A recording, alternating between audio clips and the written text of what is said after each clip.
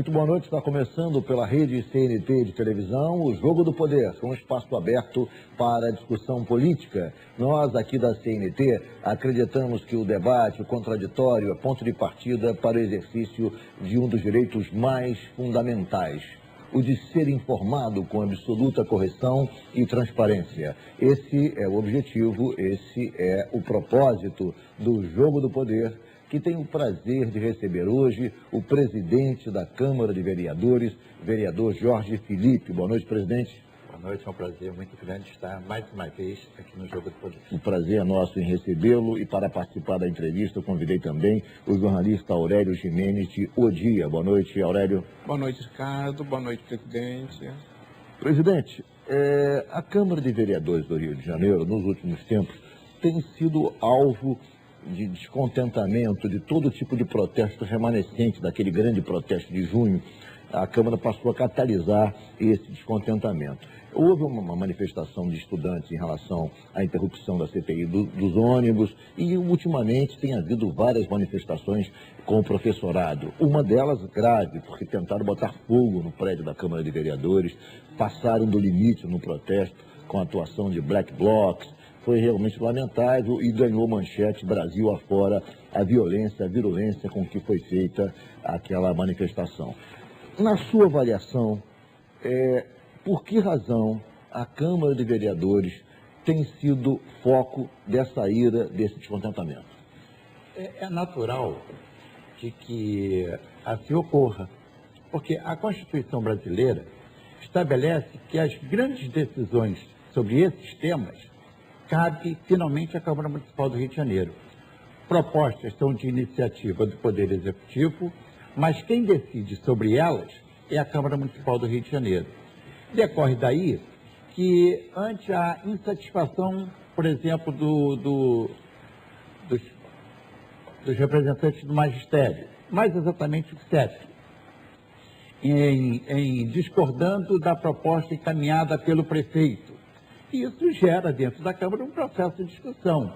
O Executivo defendendo sua proposta para que os vereadores a aprovem. O CEP defendendo uma proposta para que os vereadores rejeitem a proposta. E nós somos um poder mediador. É o instrumento de diálogo, porque a essência da democracia está na representação parlamentar. Porque o nosso papel é esse, de ouvir as partes e buscar um caminho que construa uma possibilidade de entendimento. O senhor disse, durante o processo de votação do tão comentado plano de cargos e salários do professorado, que todos erraram, que a Prefeitura errou, que a Câmara errou e que o CEP errou. Explica melhor essa frase, por que todos erraram? Eu não considero que todos erraram.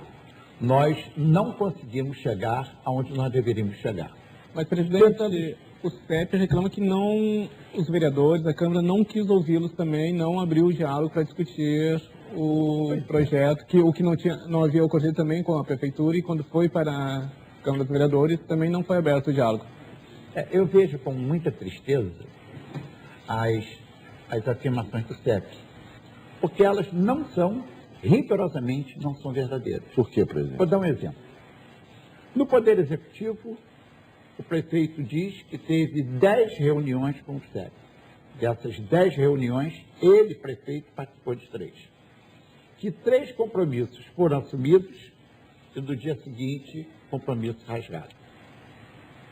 Na Câmara de Vereadores, eu, pessoalmente, recebi o CEP 2 vezes. O líder do governo recebeu o CEP 2 vezes, tentando encontrar um caminho harmonioso, perguntando-lhes qual é a proposta que vocês têm de emenda para aperfeiçoarmos o projeto. E a resposta... No momento que o projeto foi submetido à Câmara, quando os vereadores tiveram a oportunidade de fazer emendas, vocês ouviram o CEP para acolher, eventualmente, alguma sugestão do CEP no encaminhamento dessas emendas. E que tipo de encaminhamento foi concreto, objetivo? Que colaboração o CEP deu? Não, ao contrário. A proposta do CEP era: devolva o projeto, não queremos nada. Olha, eu estou na militância política há décadas. Sempre vivi a política de resultados. Eu fico imaginando uma proposta que, ainda que não atenda e não contemple todos os anseios da categoria, mas que implique num reajuste de 6,75 e incidente sobre ele mais... Para toda a categoria. Para toda a categoria. Mais 8% de ganho real, é um benefício que não se deve dizer assim. Eu não quero, eu renuncio. Se conquista e se prossegue Se na avança luta. na negociação. Né? Eu aprendi isso na vida pública. O projeto não era considerado atendendo apenas um mínimo de professores, de profissionais da educação, 7%, parece. Fala-se que o projeto, 40 a modelagem horas, do né? projeto, né, teria, digamos, toda a modelagem adequada ao professor de 40 horas. E esse grupo de 40 horas é de apenas 7%. E que, portanto, os outros de 16 horas, de 22 horas, não seriam plenamente atendidos, como são atendidos os que têm 40 horas. Como é que é essa divergência? Só para completar, as emendas realmente melhoraram o projeto que foi apresentado pelo Executivo? Vamos aqui fazer um breve histórico. Sim. Em 2010, a Câmara de Vereadores aprovou um projeto de minha autoria, estabelecendo que no prazo de 10 anos, todas as escolas públicas municipais deveriam funcionar em turno único. Tempo integral. Tempo integral. 8 horas, entrando às 7, saindo às 17. Para que isso se efetive, é preciso que os professores também tenham uma jornada de trabalho de 40 horas. Este prazo de 10 anos é na proporção de 10% a cada ano. Tanto que este ano há uma previsão de construir em torno de, aliás, nesses próximos 3 anos, construir 250 escolas que funcionarão em horário integral. Acrescida de 150 que já funcionam, teríamos 400 funcionando em horário integral. As oportunidades para preenchimento dessas vagas, que interessam ao magistério, Sim. seria proporcional à criação das escolas. Inaugurou uma escola, se faz a opção e vê quais serão os que vão migrar. De 16 horas para... O CEP acha de que isso não pode ser desta forma, tem que ser com todos. Mas a Prefeitura não tem condição de fazer isso com todos. Tem que obedecer o cronograma da Prefeitura. Exatamente, tem que ter essa proporcionalidade. Criou, abriu a vaga. Mas aqueles que não têm 40 horas, na sua avaliação, são contemplados razoavelmente ou não por esse plano de cargos e salários? Na proposta da Prefeitura, dá um aumento real de 8%, incidente sobre um reajuste de 6,75%, o que representa 15% na melhora salarial de todos os funcionários do magistério, seja professor, seja da administração, seja merendeira, seja porteiro, seja, enfim, alcançando a todos. Bem acima da inflação. Bem né? acima da inflação. Pois é, mas aí tem uma outra questão. Não é o fato, é a versão que dá o fato. Há mais de 40 anos, uma injustiça no magistério. O valor da hora-aula é absolutamente diferente do professor 1 para o professor 2 e para o PEI, professor de ensino infantil.